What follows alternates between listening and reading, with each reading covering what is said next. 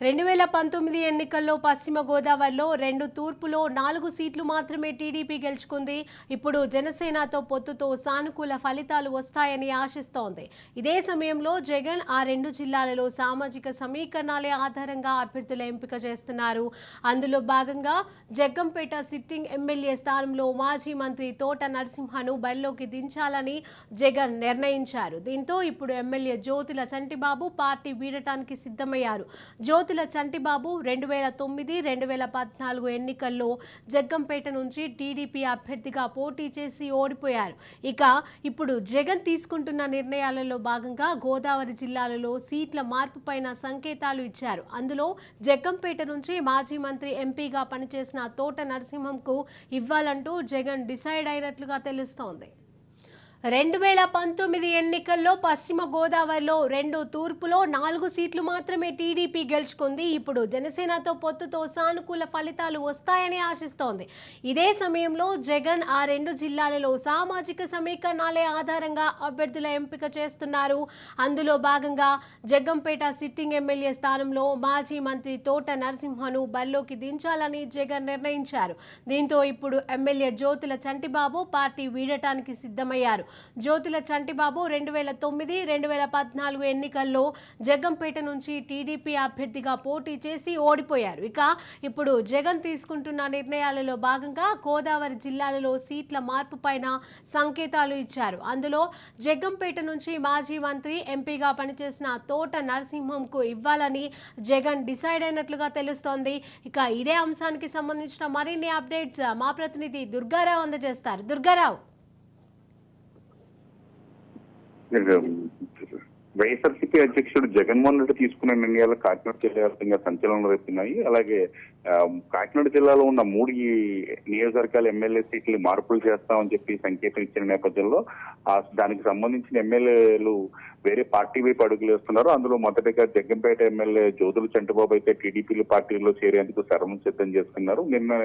నిన్ననే జగ్గంపేటకు సంబంధించిన ముఖ్య నాయకులు కూడా వైఎస్ఆర్సీపీ పార్టీకి రాజీనామా చేస్తున్నట్టు ప్రకటించారు. దానికి అనుగుణంగానే ఈ 2 రోజుల నుంచి జ్యోతుల చంటిబాబు కూడా హైదరాబాద్ లో మకం వేసి టీడీపీ అధినేత చంద్రబాబుని కలిసేందుకు తీవ్ర ప్రయత్నం చేస్తున్నారు. మరోవైపు అక్కడ స్థానికంగా ఉండే Jaggampeta TDP party in charge senior నాయకుడు జ్యోతుల నెహ్రూ అయితే జ్యోతుల చంటిబాబు రావడానికి కొద్దిగా వ్యతిరేకిస్తున్నారు. ఎందుకంటే ఇప్పుడు ఇన్ని రోజులు అధికార పార్టీలో ఉండి ఇప్పుడు మళ్ళా ఈ పార్టీలోకి వచ్చేసరికి స్థానికంగా ఉండే కేడర్ కొద్దిగా ఇబ్బంది పడుతుందని చెప్పి జ్యోతుల చంటిబాబు రాకని కొద్దిగా వ్యతిరేకిస్తున్నట్టు తెలుస్తుంది మనకి. దానికి అనుగుణంగానే నేను ఓ ప్రముఖ ఛానల్ కి ఇచ్చిన ఇంటర్వ్యూలో కూడా జ్యోతుల చంటిబాబు ఇదే అంశం కూలంకషంగా వ్యక్తం చేశారు. ఎందుకంటే 5 సంవత్సరాల నుంచి కేడర్ అధికార పార్టీకి వ్యతిరేకంగా పోరాడుతుంది. మళ్ళా ఇప్పుడు అదే నాయకులు టీడీపీ పార్టీలో వస్తే కేడర్ కొద్దిగా ఇబ్బంది పడుతుందని చెప్తున్నారు. మరోవైపు జగ్గంపేట టికెట్ తోట నరసింహకి కన్ఫర్మ్ చేసినట్టు తెలుస్తుంది. తోట నరసింహ కూడా కాంగ్రెస్ పార్టీలో గత గవర్నమెంట్ లో స్టాంప్ రిజిస్ట్రేషన్ శాఖ మంత్రిగా పనిచేశారు. తర్వాత కాకినాడ ఎంపీగా కూడా పనిచేసి తోట నరసింహని జగ్గంపేట నుంచి ఈసారి బరిలో దించాలని చూస్తున్నారు. అలాగే పిఠాపురం ఎమ్మెల్యే పెండిన దొరబాబు కూడా సీటు నిరాకిస్తున్నారు. దాంతో ఆత్మనంగా కూడా ఎటువైపు అడుగులు వేస్తారన్నది అయితే చర్చనీయాంశంగా మారింది. ఈ రేపు పవన్ కళ్యాణ్ కాకినాడ జిల్లాలో పర్యటన నేపథ్యంలో పెండున దొరబాబు ఉన్న పవన్ కళ్యాణ్ కలిసే అవకాశం కూడా లేకపోలేదు. ఎందుకంటే జనసేన పార్టీ పిఠాపురం నియోజకవర్గంలో బలంగా ఉంది. గతంలో కూడా పెండున దొరబాబు అల్లుడు బెంగళూరులో పలు వ్యాపారాలు ఉన్నాయి. ఆయన కూడా పవన్ కళ్యాణ్ కలిశారు గతంలో కూడా. ఆ తర్వాత కూడా కొన్ని అప్పుడులో అల్లుడు జనసేన పార్టీలో జాయిన్ అవుతారంటూ ఊహగానే వినపడి కానీ అవన్నీ ఊహలకి పరిమితమయ్యాయని.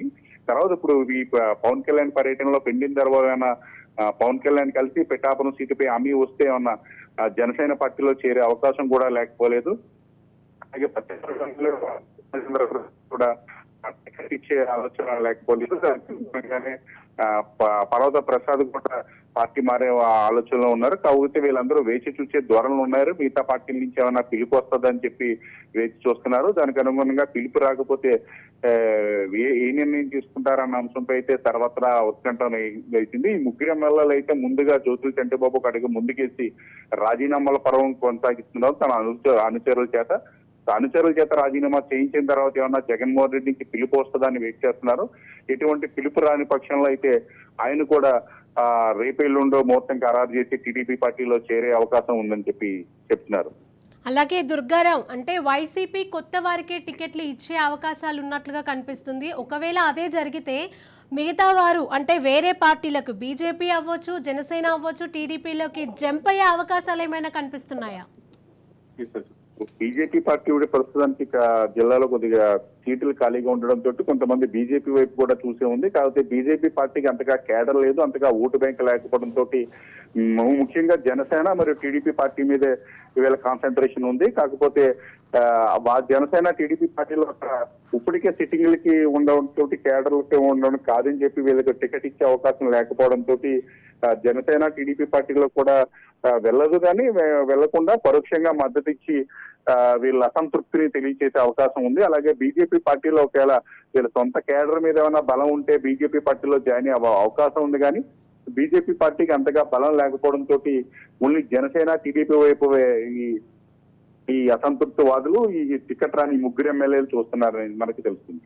అలాగే అంటే ఇప్పటి వరకు ఉన్న పార్టీలు ఒక ఎత్తు అయితే ఇప్పుడు కాంగ్రెస్ పార్టీ కూడా చాలా చురుగ్గా వ్యవహరించే అవకాశాలు కనబడుతున్నాయి. మరి కాంగ్రెస్ పార్టీకి సంబంధించిన వ్యూహాలు ఎలా ఉండబోతున్నాయి? ఈ రోజే కాంగ్రెస్ పార్టీలో షర్మిల చేరికని పల్లంరాజున, అలాగే రఘువీరారెడ్డి, తులసి రెడ్డి ఇలా ముగ్గురు కూడా ఆహ్వానించారు. ఎందుకంటే షర్మిల రాకతోటి గతంలో ఎంతో అధికారంతో ఉన్న పార్టీ ఒకేసారి తెలంగాణలో ఇవ్వడంతో పార్టీ ఒకేసారి డేలా పడింది. కేంద్రం అంతా రాజీనామా చేసి కాంగ్రెస్ పార్టీ కేడరు మరియు నాయకులందరూ వైఎస్ఆర్సీపీ పార్టీ టర్న్ అయ్యారు. ఎందుకంటే సమైక్యాంధ్రకి మద్దతు తెలపకుండా తెలంగాణ ఇవ్వడంతో ఇక్కడ ఆంధ్రప్రదేశ్ ప్రజల మనోభావాలు దెబ్బతినడంతో ఒకేసారి అప్పటి వరకు ఆంధ్రప్రదేశ్ లో ఒక వెలిగిన కాంగ్రెస్ పార్టీ ఒకేసారి డీలా పడిపోయిందని చెప్పొచ్చు.